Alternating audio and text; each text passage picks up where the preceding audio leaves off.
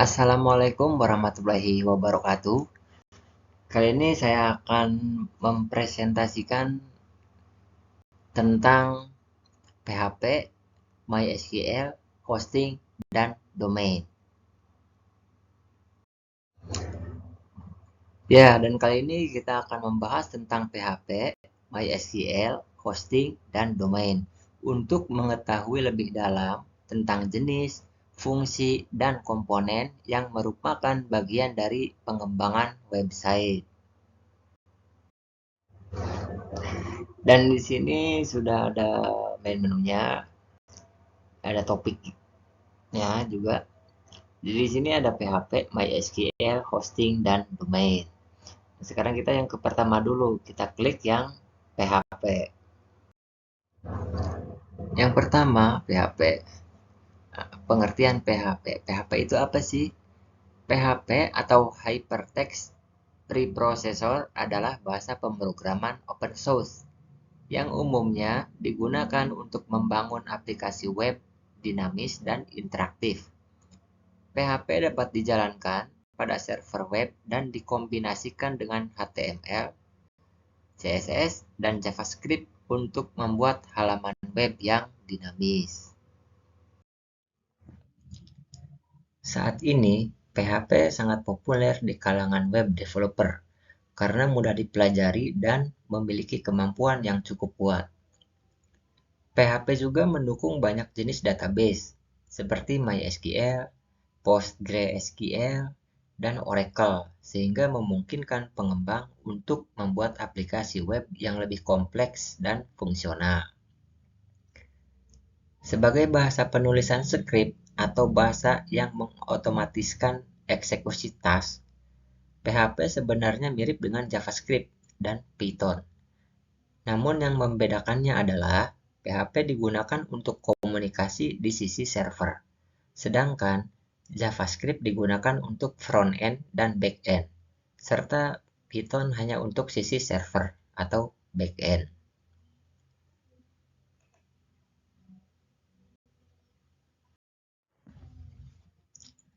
Sejarah PHP. Awal mulanya, PHP diciptakan oleh Rasmus Ledroff untuk memantau orang-orang yang mengunjungi homepage miliknya. Lambat laun, PHP menjadi populer dan Ledroff pun akhirnya memutuskan untuk merilis PHP sebagai project open source.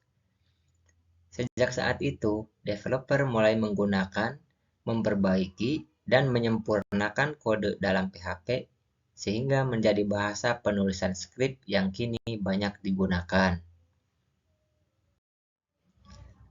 Selanjutnya, keunggulan PHP.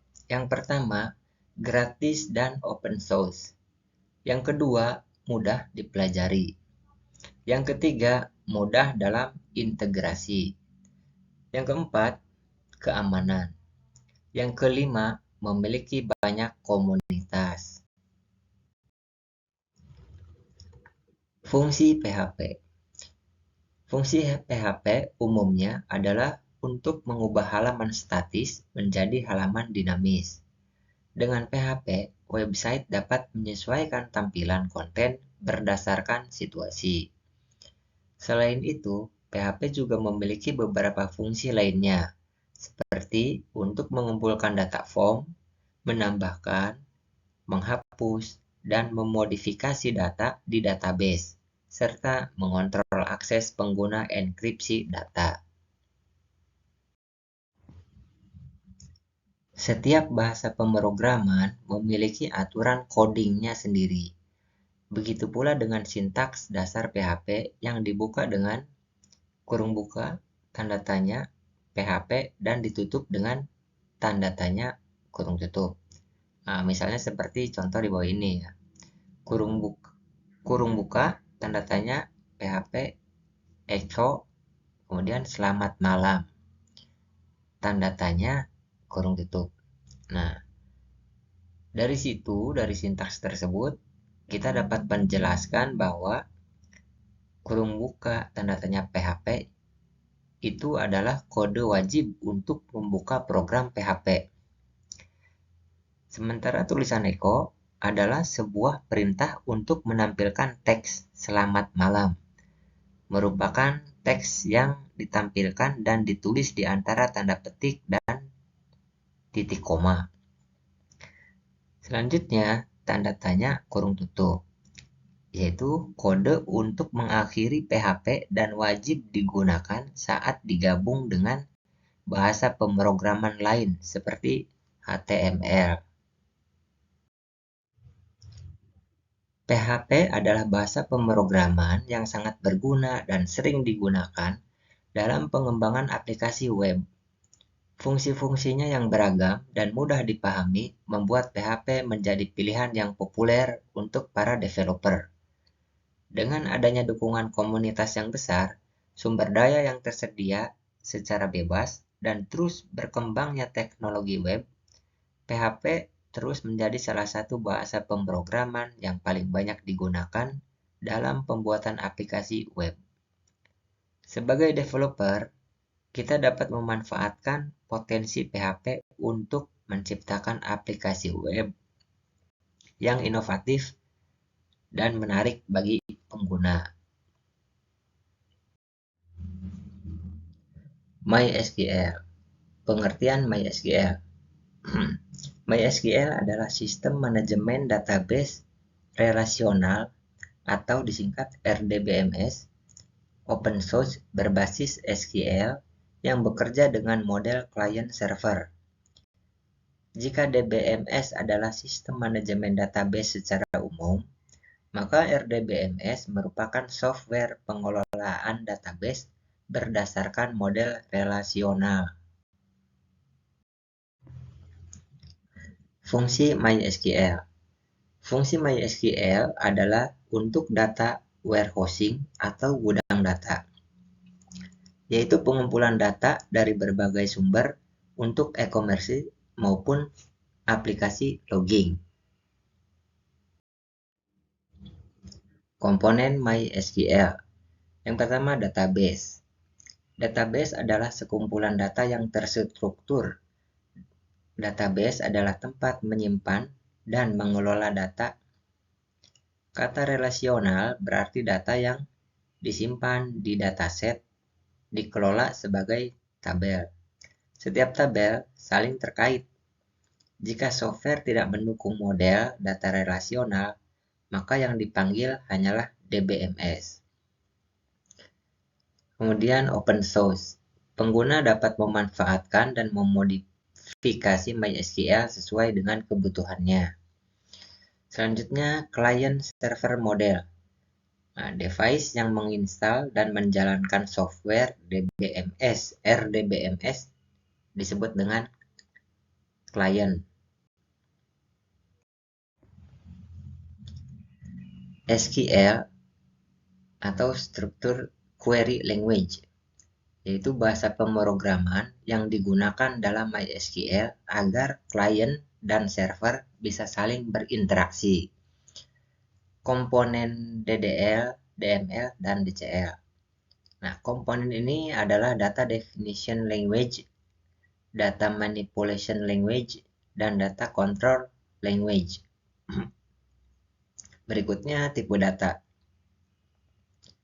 Tipe data kolom menentukan nilai yang dapat ditampung kolom tersebut, seperti integer, karakter, uang, tanggal, dan waktu, biner, dan seterusnya.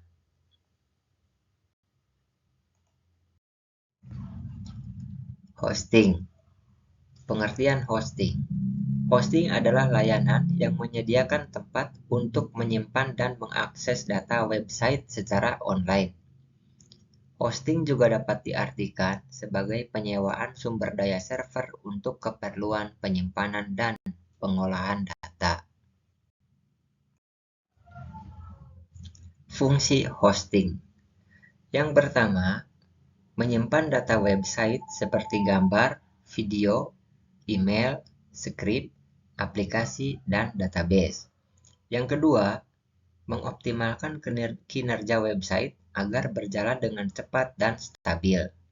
Yang ketiga, melindungi website dari ancaman hacker. Yang keempat, membangun email profesional dengan nama domain sendiri. Yang terakhir, meningkatkan SEO website. Jenis-jenis hosting. Yang pertama, share hosting. Layanan hosting yang menggunakan server bersama-sama dengan akun hosting lain. Yang kedua, cloud hosting, yaitu layanan hosting yang memiliki banyak server sehingga dinilai stabil dan memiliki sumber daya yang tak terbatas.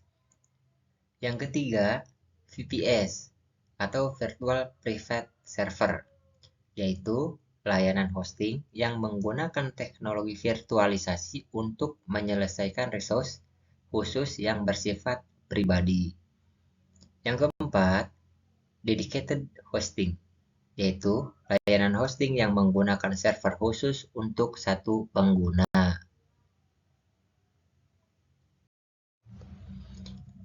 Domain. Pengertian domain. Domain adalah alamat atau nama yang menjadi identitas website atau komputer agar bisa lebih mudah diakses oleh pengguna. Untuk website, nama domain biasanya diakhiri oleh ekstensi seperti .com atau .net. Jadi, dapat dikatakan bahwa domain adalah salah satu komponen utama website. Nama domain terdiri dari dua elemen utama, yaitu nama situs dan ekstensi. Contohnya, facebook.com. Nah, memuat nama situs, yaitu nama situsnya Facebook, dan ekstensi, yaitu ekstensinya .com. Dan registrasi nama domain dikelola oleh organisasi bernama ICANN atau ICANN atau Internet Corporation for Assigned Names and Numbers. Nah, ICANN ini menentukan ekstensi yang tersedia dan memiliki database terpusat yang berisi informasi pengarahan nama domain. Fungsi domain. Fungsi domain yang utama adalah mengubah deretan alamat IP atau alamat IP ke dalam sebuah istilah atau nama yang bisa dilihat dan diingat dengan mudah. Jenis-jenis domain. Domain terdiri dari berbagai macam jenis domain yang terbagi ke dalam 3 kategori. Yang pertama, top level domain. Yang kedua, second level domain. Yang ketiga, third level domain. Nah, ketiga domain ini dapat dipilih dan digunakan oleh masing-masing website sesuai dengan kebutuhan dan persyaratan yang harus dipenuhi. Nah, berikut 3 jenis domain beserta ekstensi domainnya. Inilah ketiga jenis domain. Yang pertama top level domain atau TLD, yang kedua second level domain atau SLD, yang ketiga third level domain atau TLD. Penjelasan yang pertama yaitu top level domain atau TLD. Dalam sebuah situs website, TLD terletak persis di belakang nama website. Misalnya, website tersebut memiliki alamat URL www.google.com. Maka .com di sini ialah jenis domain kategori TLD. Domain TLD sendiri merupakan kelompok nama domain yang paling sering digunakan. Beberapa jenis top level domain antara lain .com, .net, .edu. Pada umumnya, orang menggunakan TLD karena ekstensi domain yang dimiliki pada level ini sangat umum digunakan dan mudah diingat. TLD terbagi ke dalam beberapa kelompok ekstensi domain, yaitu yang pertama, Generic Top Level atau GTLD. Yang kedua, Country Code Top Level Domains atau CCTLD. Berikutnya generic top level atau GTLD. Nah, GTLD adalah bentuk ekstensi domain yang menggambarkan identitas kelompok suatu organisasi atau perusahaan. Ekstensi domain yang masuk ke dalam kelompok GTLD antara lain .edu untuk website yang bergerak di bidang edukasi atau pendidikan. Kemudian .gov untuk kelompok pemerintahan.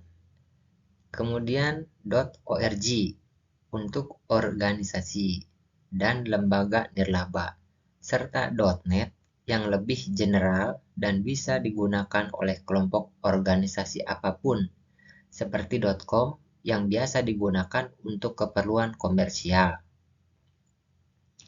Beberapa keunggulan domain GTLD antara lain tidak dibutuhkan dokumen pendukung atau tidak dibutuhkan dokumen identitas pada saat mendaftar ke ICANN atau ke ICANN, harga yang lebih terjangkau, serta tingkat eksistensi domain yang lebih populer dibandingkan dengan domain lain. Selanjutnya, Country Code Top Level Domain atau CCTLD. Merupakan eksistensi domain yang digunakan untuk menunjukkan identitas negara tertentu.